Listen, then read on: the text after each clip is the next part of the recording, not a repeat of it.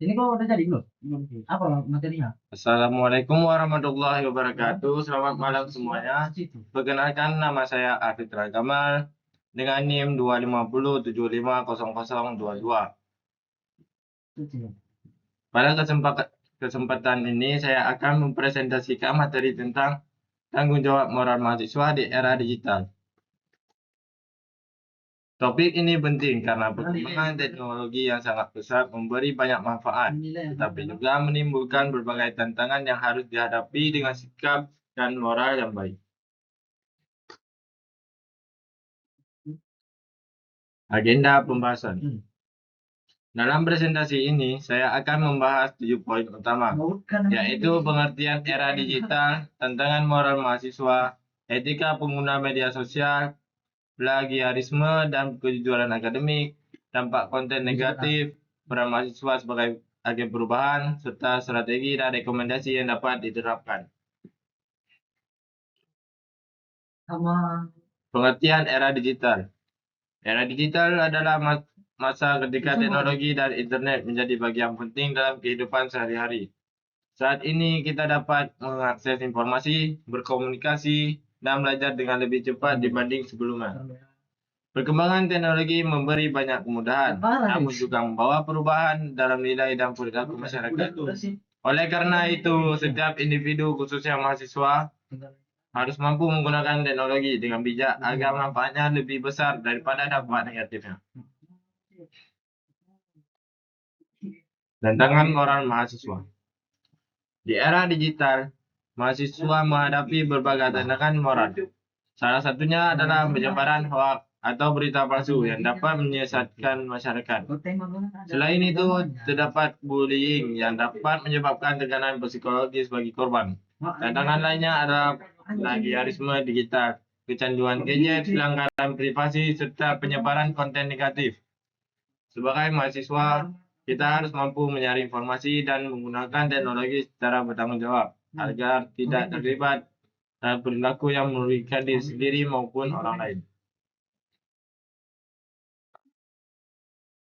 Etika penggunaan media sosial. Media sosial merupakan sarana komunikasi yang sangat bermanfaat jika digunakan dengan benar. Sebelum membagi informasi, kita harus memastikan bahwa informasi tersebut benar dan berasal dari sumber terpercaya. Kita juga perlu menggunakan bahasa yang sopan, menghormati privasi orang lain, serta penyebaran konten yang bermanfaat dan edukasi.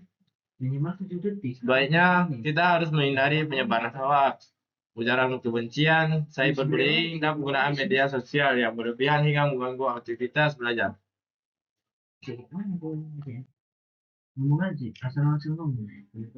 Plagiarisme dan kejujuran akademik. Plagiarisme adalah tindakan mengambil karya atau ide orang lain tanpa mencantum sumber yang jelas. Di era digital, tindakan ini semakin mudah dilakukan karena banyaknya informasi yang tersedia di internet. Namun, plagiarisme merupakan pelanggaran serius yang dapat mengakibatkan sanksi akademik dan merusak reputasi mahasiswa.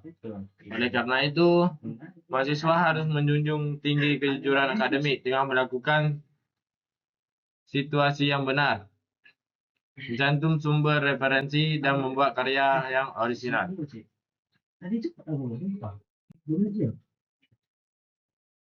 Dampak konten negatif. Konten negatif dapat memberikan dampak keburukan pada berbagai aspek kehidupan.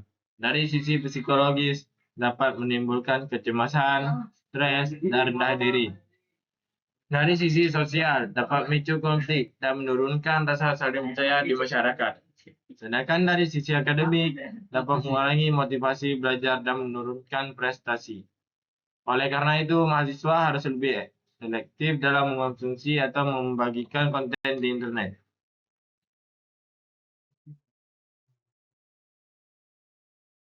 Mahasiswa sebagai agen perubahan.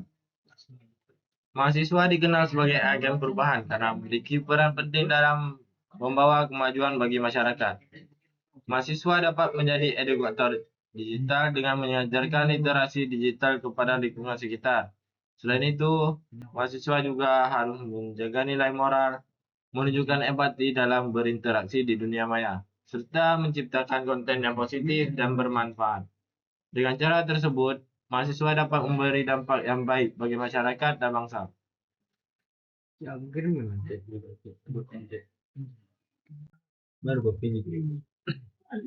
Strategi dan rekomendasi. Untuk menghadapi tantangan era digital, mahasiswa perlu meningkatkan literasi digital dan kemampuan berpikir kritis. Sebelum mengunggah sesuatu, kita dapat menerapkan prinsip think, yaitu memastikan apakah informasi tersebut benar, bermanfaat, menginspirasi, diperlukan, dan disampaikan dengan baik. Selain itu, kita juga perlu membatasi pengguna media sosial, memeriksa fakta sebelum membagi informasi, serta menjaga kejujuran dalam setiap karya akademik. Hantam si mana sini?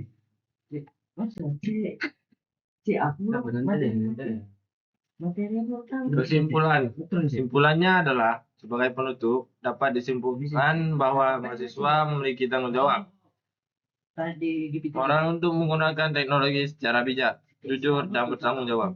Teknologi seharusnya menjadi sarana untuk belajar, berkembang, dan memberi manfaat bagi masyarakat, bukan malah sebaliknya. Jika mahasiswa mampu memanfaatkan teknologi dengan baik dan tetap berpegang pada nilai-nilai moral, maka mahasiswa dapat menjadi generasi yang cerdas, berintegritas, dan mampu membawa perubahan positif bagi bangsa. Cukup sekian PPT dari saya. Terima kasih atas perhatian teman-teman semuanya. Saya akhiri dengan Assalamualaikum warahmatullahi wabarakatuh.